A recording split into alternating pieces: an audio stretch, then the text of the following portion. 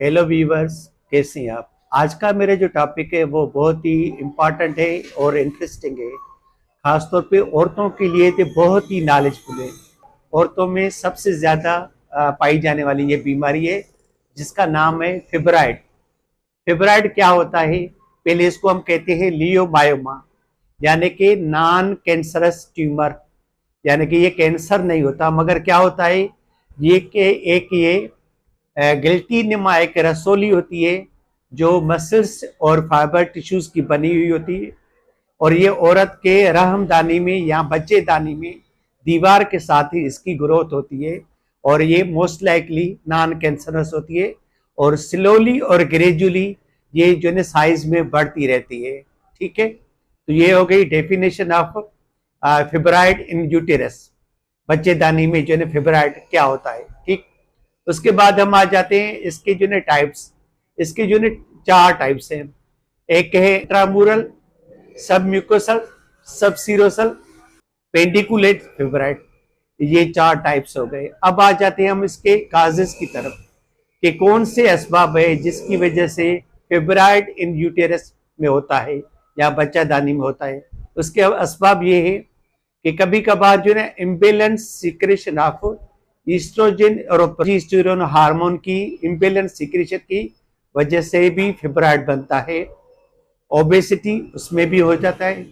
Heredity, अगर किसी घर में खानदान में किसी माँ को या बहन को या किसी को रिश्तेदार को अगर फिब्राइड है तो उसमें भी हो सकता है। अर्ली प्यूबर्टी, यानी कि छोटी सी एज में अगर किसी फीमेल को मेंसेस आना शुरू हो जाए तो उनमें भी हो सकता है। और लास्ट जो काज है वो है कि हमल हमल का देर से होना या हमल का ना होना, यानी कि डिले प्रेगनेंसी या इनफर्टिलिटी, यानी कि हमल होना ही नहीं। तो ये 5 काजेज हो गए फिब्राइड्स के। अब आ जाते हैं हम इसके जो है साइन एंड सिम्टम्स की तरफ। तो साइन एंड सिम्टम्स जो है ना डिपेंड करते हैं, एक तो जो है ना साइज ऑफ फिब्राइड और दूसरा उसकी सिवियरिटी पे।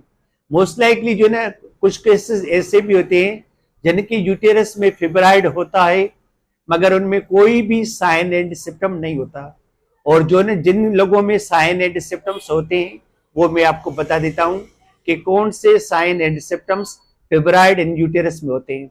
उसमें ये होता है कि औरत को एक तो मेंसेस हद से ज्यादा आते हैं और उनका जो दौरानिया होता है वो भी बहुत ज्यादा बड़ा हुआ होता है।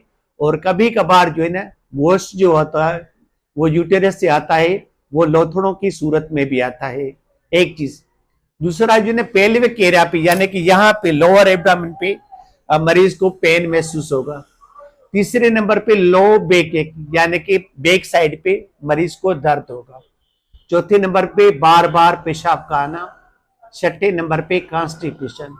अगर खुदा न खास्ता ये साइन एंड सिम्टम्स बढ़ जाते हैं तो कभी कभी ये सीवियर भी हो सकते हैं, जिसकी वजह से पेशेंट को एनीमिया, फटीक, वाटाइगो और जो है ना लास्ट में जो है ना कभी कभी इनफर्टिलिटी या जो है ना हमल का देर से होना भी शामिल है। ये हो गए हमारे sign and symptoms of fibroid in uterus. अब आ जाते हैं हम इन्वेस्टिगेशन की तरफ कि कैसे हम जो है ना डायग्नोज बनाएं कि इस पेशेंट को जो है ना फिब्राइड है तो कितना है और उसकी साइज कितनी है, लोकेशन क्या है, वो हम बताते हैं। सबसे पहले आप सीबीसी करवाएंगे। उसमें आपने ये जरूर देखना है कि पेशेंट की हेमोग्लोबिन कितनी है। उस हिसाब से आप उसको जो है ना पैकेट सेल्स जो है ना वो दे सकते हैं, या इंजेक्शन वीनोफर होती है वो दे सकते हैं, या टेबलेट फॉर्म में आयरन विथ फोलिक एसिड वो दे सकते हैं। तो पहले पहले सीबीसी करवाएंगे, उसके बाद अल्ट्रासाउंड ऑफ पेल्विस वो आप करवाएंगे। और रिलायबल जो टेस्ट है वो है एमआरआई स्कैन ऑफ यूटेरस। फिब्राइड की साइज कितनी है और यूटेरस में कौन सी जगह पे उसकी लोकेशन है, लोकेशन और साइज का पता चलता है। चौथे नंबर पे होता है हिस्टीरोस्कोपी। उसमें हम ये देखते हैं कि बच्चेदानी का जो है चेकअप करते हैं कि फिब्राइड कहाँ पे लोकेटेड है। और 5वें नंबर पे सोनो हिस्टीरोग्राफी। ये हो गई हमारी investigation regarding to fibroid in uterus. अब आ जाते हैं हम ट्रीटमेंट की तरफ। ट्रीटमेंट में मोस्ट लाइकली अगर पेशेंट को जो है फिब्राइड है मगर उसकी साइज बहुत छोटी है और उसको कोई भी कंप्लेन नहीं है या साइन एंड सिम्टम्स नहीं है, तो आप उस पेशेंट को छेड़छाड़ ना करें तो बेहतर है और उसको रहने दें और वेट एंड वॉच करें, यानी कि इंतजार करें। अगर खुदा न खास्ता पेशेंट को जो है ना साइन एंड सिम्टम्स ज्यादा है और उसको ब्लीडिंग भी हो रही है, पेन भी है, यूरिनेशन भी है, कॉन्स्टिपेशन भी है और ब्लीडिंग जो है ना हद से ज्यादा हो रही है, जिसकी वजह से जो और दर्द भी हो रहा है, तो उन पेशेंट्स में आपके पास जो है ना दो ऑप्शन है। या तो आप जो है ना मेडिकल ट्रीटमेंट दे सकते हैं पेशेंट को और दूसरे नंबर पे आप सर्जिकल ट्रीटमेंट भी दे सकते हैं। मेडिकल में ये होता है कि आपने जो है ना हार्मोन रिप्लेसमेंट थेरापी दे सकते हैं टेबलेट या इंजेक्शन फॉर्म में और अलॉन्ग विथ पेन किलर, माना कोई भी टेबलेट जो पेन को खत्म करे, क्योंकि इन्हीं पेशेंट में दर्द ज्यादा होता है।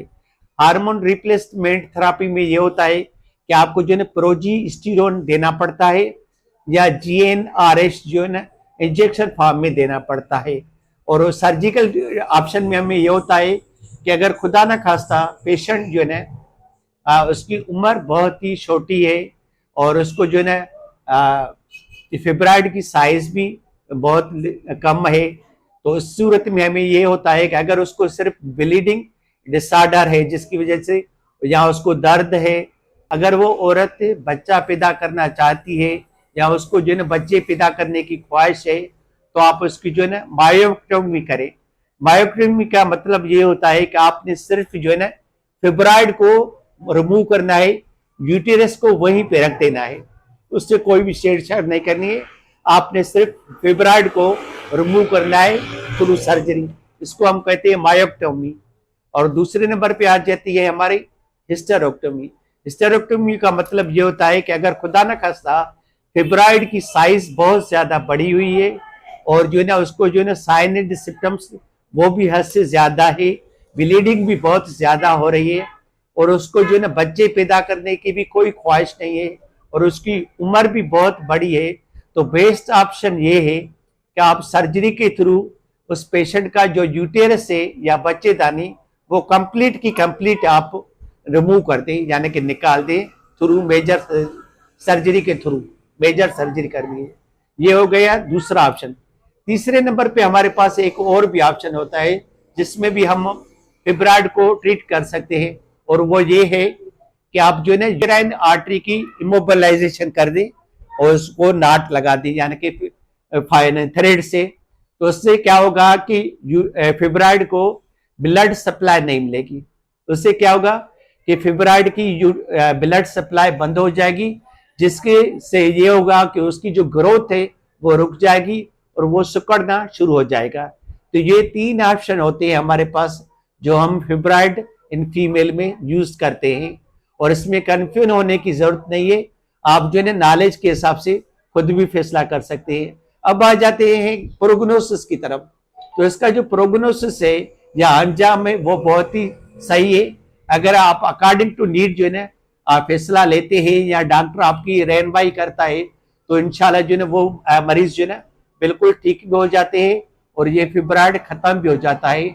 और कुछ जो है ना पेशेंट्स ऐसे भी होते हैं जिनको हम लकी कहते हैं, उनको फिब्राइड होता है मगर आफ्टर मेनोपास, मेनोपास के बाद अगर फिब्राइड किसी भी औरत में हो जाता है तो उसमें ये होता है कि उन्हीं औरतों में ब्लड की जो सर्कुलेशन फिब्राइड की तरफ वो बहुत ही कम होती है, जिसकी वजह से वो खुद ब खुद ही जो है ना सुकड़ जाते हैं और खत्म हो जाते हैं और उनको जो है ना किसी भी ट्रीटमेंट की जरूरत नहीं हो गई। तो ये हो गया मेरा आज का टॉपिक, फिब्राइड इन यूटेरस, जिसको हम कहते हैं गिल्टी निमा रसोली, बच्चेदानी में वो उसको हम कहते हैं। और ये मसल्स और फाइबर टिश्यूज की बनी हुई होती है और ये जो ना कैंसर का किस्म नहीं है, ये आम से एक रसोली होती है, इसीलिए घबराने की कोई भी जरूरत नहीं होती।